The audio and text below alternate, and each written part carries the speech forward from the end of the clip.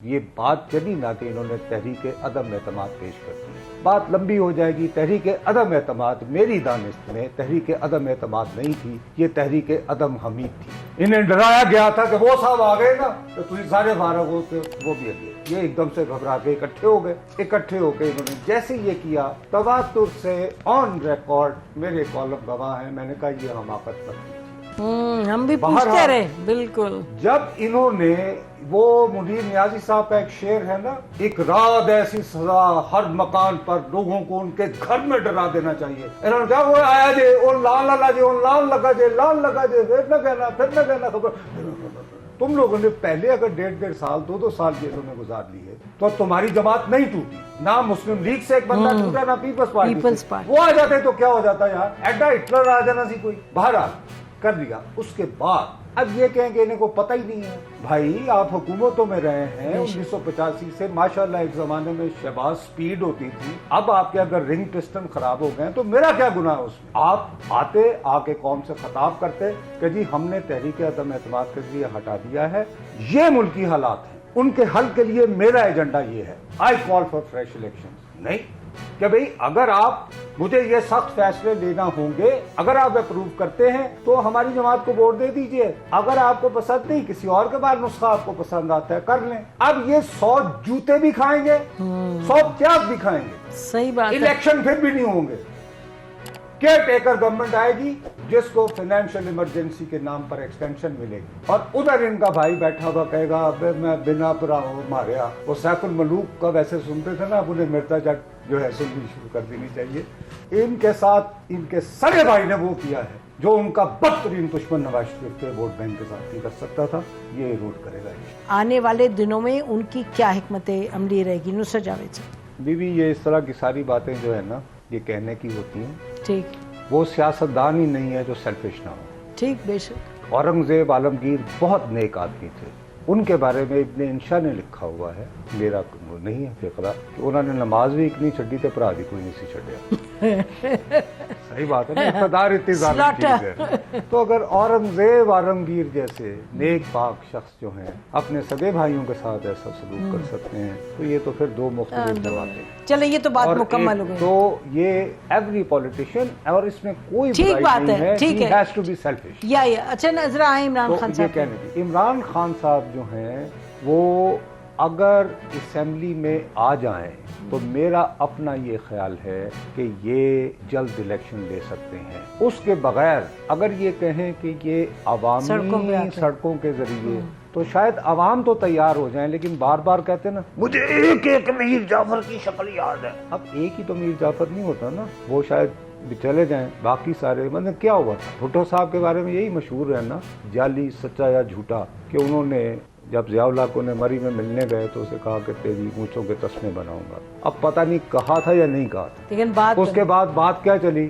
1 گریو and 2 candidate, اور یہاں تو وہ میر جعفر نہیں میر جعفروں کا ذکر کر رہے ہیں اور میر صادقوں کا، تو فہرست تو کافی لمبی ہے۔ اس لیے میرا اسی لیے مجھے یہ خوف لاحق ہے کہ شاید اگر اس طرح کا رہے انہیں بھی تھوڑا سا کو پش بیک کرنا پڑے گا۔ اگر وہ نہیں کریں گے، باقی الیکشن اس وقت اگر کیئر ٹیکر گورنمنٹ آئے گی تو پیٹرول اس سے 2 گنا ہوگا، کیونکہ حفیظ شیخ نے تو ووٹ نہیں لینے جانا، ٹھیک، بالکل شوکت ترین نے بھی نہیں لینے جانا۔ شوکت ترین کو پہلی مرتبہ عمران خان صاحب نے کس نے ملوایا تھا؟ وہاں جہاں گئے تھے انہی کی وجہ سے ملے تھے، ورنہ انہوں نے شوکت ترین صاحب کبھی حفیظ شیخ سے پہلے یاد نہیں ہے جب ہوا تھا کہ ارے بی بی کے شوکت ترین جب آیا کہ اسد عمر کو ہٹانا ہے، شوکت یہ مجھے بتانے دیں کہ شوکت ترین صاحب اور عمران خان صاحب لائک دس پچھلے 26 سالوں سے میں تو جانتی ہوں پارٹی میں وہاں لے کر بہت قریبی تھی یہ فورس کرنے کے لیے کہ آپ وزیر خزانہ بن جائیں۔ انہوں نے کہا کہ نہیں میرا وہ انور مجید چکر چل رہا ہے، پھر حفیظ شیخ آیا۔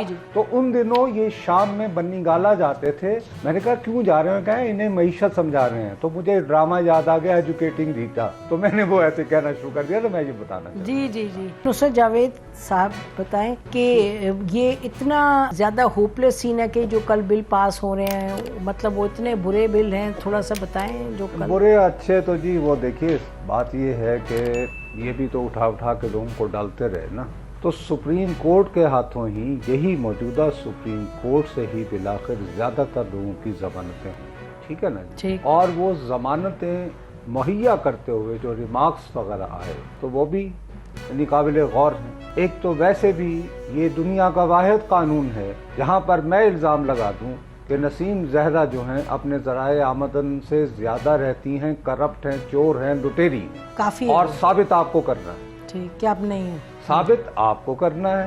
اس حوالے سے اگر حالات دیکھیں ہمارے ہاں معاشرہ جو ہے خدا کا واسطہ ہے اندھی نفرت اور عقیدت میں تقسیم، بے شک یہ بات درست ہے، اور اندھی ایسے نفرت اور ماحول میں دلیل کی بات تو ممکن ہی نہیں۔ ویسے بھی آج عمران خان صاحب نے کہا ہے پاکستان میں 4 صحافی رہ گئے، باقی تسی پانڈے جڑے بھیج دیو وہ اپنا پتہ نہیں کی کرتے پڑے، اس لیے میں پکوڑے لان بیٹھا ہوں۔ آج انہوں نے کلیئر کر دیا ہے 4 صحافی رہ گئے اس ملک۔ اب 4 صحافیوں کے ساتھ قوم کی رہنمائی کیسے ہو سکتی ہے؟ میں صرف اتنی التجا کرتا ہوں۔ اب میرے بھائی نے علی قلی خان صاحب کی بات کی، بخدا میں صحیح کہہ رہا ہوں، کس نے روکا اس کو چلنے کے لیے؟ کیوں نہیں وہ آیا اس دن جب وہ پریس کانفرنس ہو رہی تھی؟ کیوں سوشل میڈیا پر وائرل ہوا؟ کیوں اخبارات کے آؤٹر پیجز پہ انہیں جگہ نہیں ملی؟ اس کے بعد آپ یہاں بٹھا دیے علی قلی خان صاحب کو۔ میں ان کو کہتا جی یہ گندھارا وہ مارا، میں جب ایوب خان کے خلاف آوازیں لگاتا تھا سر وہ کس کا تھا؟ میں سر یہ بھی کہتا کہ جن پہ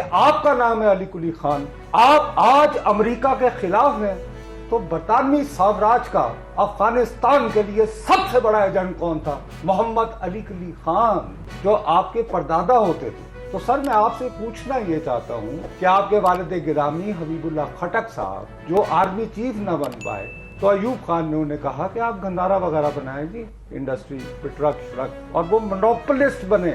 تو سر آپ تو ایسی باتیں نہ کریں، لیکن اسے چلا ہی نہیں دیا گیا تو وہ نیک پاک ہو گئے، اور میں اور آپ لفافے اور پکوڑے بیچنے والے بھانڈے دھونے۔ حالانکہ متی اللہ نے بڑا اچھا کیا، اس کی رپورٹ بنائی اور سوشل میڈیا پہ ڈالی، اور سوشل میڈیا پہ ڈالی، اور لیکن پھر یہ دھوکہ نہ کرے نا میں اور آپ یہاں پہ سرخی پاؤڈر لگا کے کہ جی اب تو پریس آزاد ہو گیا، کیا ہو گیا؟ اب تو پریس آزاد ہو گیا، اب تو کوئی آپ نے لگائی ہوگی سرخی پاؤڈر، اب کوئی فون نہیں آتا، نہیں میں تو لائی نہیں، مجھے کسی نے کیتا نہیں، بلکہ مجھے تو ڈر لگ رہا ہے، اتنا برا لگ رہا ہے، عمر بھر کون ہنسی جی، لیکن نہیں، میرا مطلب کہنے کا کہ اس میں کوئی ایسی بات دیر از کنٹرول نا، کیوں نہیں مان رہی ہیں آپ؟ جی جی، میں نے کب کہا نہیں بھائی، میں نے کہا سوشل میڈیا پہ۔ نصرت بتائیں، یہ جو معاملہ کرپشن کا ہے اس سے تو کوئی انکاری ہو ہی نہیں سکتا، لیکن اس کے ساتھ ساتھ یعنی کہ 25-30 سال سے اس کی ہم کوئی سسٹم ہی نہیں بنا پاتے کہ ٹھیک سے اس کا انکوائری ہو۔ مجھے بتائیے یہ کہ کرپشن کا واویلا مچانا ہے۔ آئی ٹیل یو، دیکھیے یہ پاکستان قائم ہوتا ہے، ٹھیک ہے بی بی، ٹھیک، آئین نہیں بنتا 1956 تک، تو پہلا قانون آپ کی قانون ساز اسمبلی کیا بناتی ہے؟ پروڈا۔ کس سے نجات حاصل کرنے کے لیے؟ ایوب کھوڑو، کیونکہ اس نے منتخب وزیر اعلیٰ یہ کہا تھا کہ جی میں کراچی سرنڈر نہیں کر سکتا مرکز کو، اور راستہ نکل رہا تھا کہ جی ملیر کا ایریا جو ہے وہ فیڈرل ٹیریٹری بنا کے تو اس کو وہ کر دیا جائے۔ میں نے کہا جرأت کیسے ہوئی؟ آج تک مجھے بتائیے حسین شہید سہروردی یونائٹڈ بنگال کا وزیر اعظم، اس کو ایکٹو کرپشن کے تحت لگایا، واحد سیاستدان تھے، ہر سیاستدان خاموش ہو گئے، 7 سال کے لیے خاموش ہو گئے تھے۔ ہی کنٹیسٹڈ، عدالت میں پیش ہوئے، انہوں نے کہا جی آپ نے یہ فلاں بندے کو لائسنس ایشو کیا تھا، انہوں نے کہا ہاں بالکل کیا تھا، انہوں نے کہا 4 مرتبہ ایوب خان نے سفارش کی، چیف آف آرمی اسٹاف نے چلاؤ مقدمہ، کرو۔ یو سی ایسے لوگوں کو، اب اس کا مطلب یہ نہیں جب آپ ایسے بڑے ناموں کو جنہوں نے پاکستان بنایا، حسین شہید سہروردی، ایوب کھوڑو، ان کو آپ کرپٹ، چور، لٹیرے، آج تک اس سے فرصت نہیں ملی، جنہوں نے پاکستان توڑا ان میں سے کسی ایک کا نام بتائیں جس کے کبھی مقدمہ بھی بناؤ۔ ایسے تو نہیں ہوا نا۔ اب یہ سن کر لوگوں کے کان پک گئے ہیں۔ میرا بھٹی صاحب سے اختلاف نہیں ہے، ہونا چاہیے بھائی، حساب مجھ سے لینا ہے لے لو بھائی۔ بالکل۔